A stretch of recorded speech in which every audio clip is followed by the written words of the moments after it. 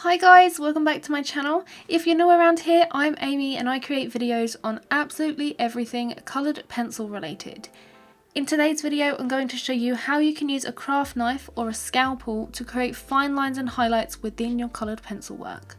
So I know that this is a big issue for a lot of beginner artists and more experienced artists alike.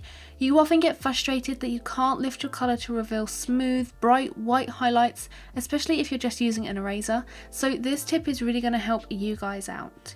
And now the tool that I'm talking about today is the scalpel or craft knife, fitted with a super sharp blade which I use to etch away layers of coloured pencil to reveal the lighter, often whiter areas underneath.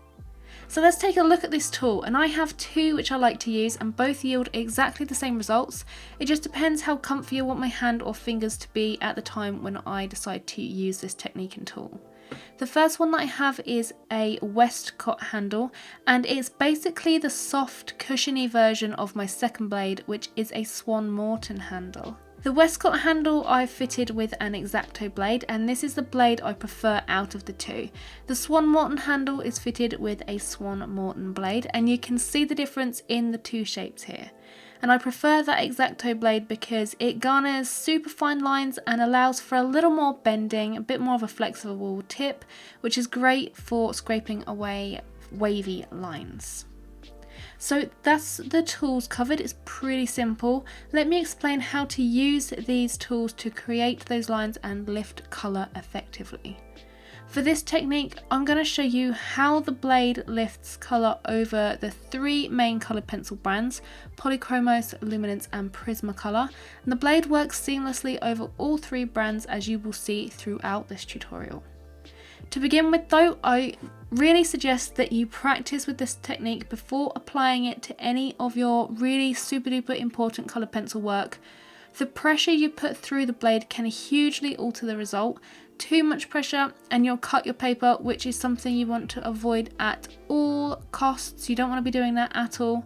Too little pressure and you won't lift any colour. You'll basically be tickling the paper, which again, you really don't want to be doing. So pressure on the knife is a huge one here, and I like to use my knife in the same way as I do my pencils. I hold it fairly loosely and with very little pressure going through the handle. This way I can slowly build at removing that colour. I like to use my knife in two main ways as well. The first way, I hold the knife at an angle to the paper. So the blade is at a 45-degree angle and the handle is not completely upright. And using the blade in this way allows you to create some super light and super soft lifts of colour, and it actually reduces the amount of damage you can do to the paper. The second way is to hold the blade perpendicular to the paper, meaning the blade is at a 90-degree angle to the paper, so upright.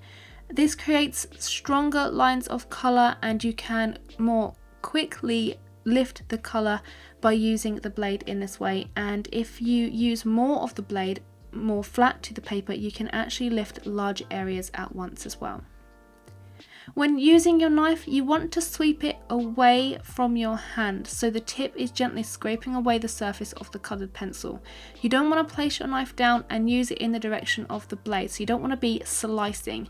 That's going to damage your paper and damage your drawing, and you don't want to be doing that. So you want to work in the opposite direction from the blade, so you want to make a side to side motion. You don't want to go up and down.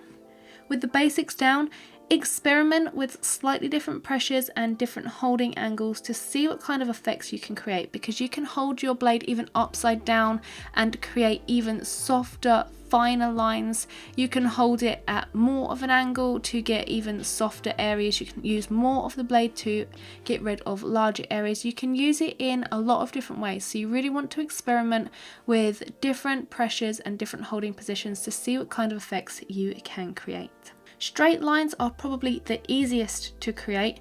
Wavy lines, on the other hand, require a little bit more practice and a little bit more patience, as the blade can bend and it can leave your line looking a little bit uneven. So you want to keep the pressure nice and light, and you want to gently wiggle your blade when you're trying to create a curved or wavy line. And this is why I prefer the X-Acto blade over the Swan Morton, because it's allows for that little bit of bend, and it's a little bit more forgiving when you're trying to create those curvy lines.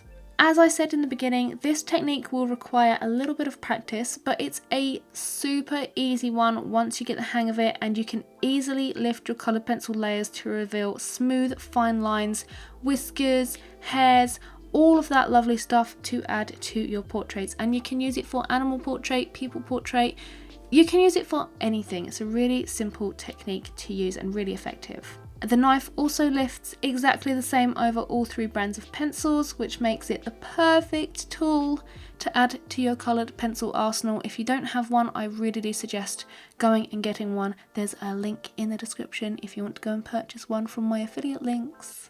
This technique also works over absolutely any colour, not just those dark patches, and as I've demonstrated here, you can lift on orange, green, purple, any colour, and the results are still exactly the same.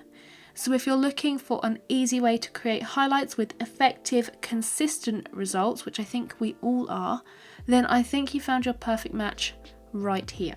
That's pretty much it for this technique video, guys.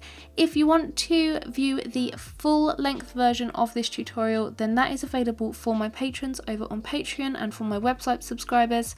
I will leave the link to both in the description below if you want to go and check that out and subscribe. And also there's so many other tutorials available, not just this technique tutorial. There are loads available on there. So I'll leave the link to that in the description if you want to go and check that out.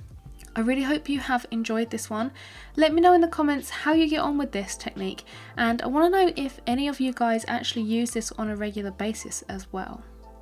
As always, if you've liked this video, make sure you give it a big thumbs up, and if you're new around here, why not hit that subscribe button and join the world of everything coloured pencil.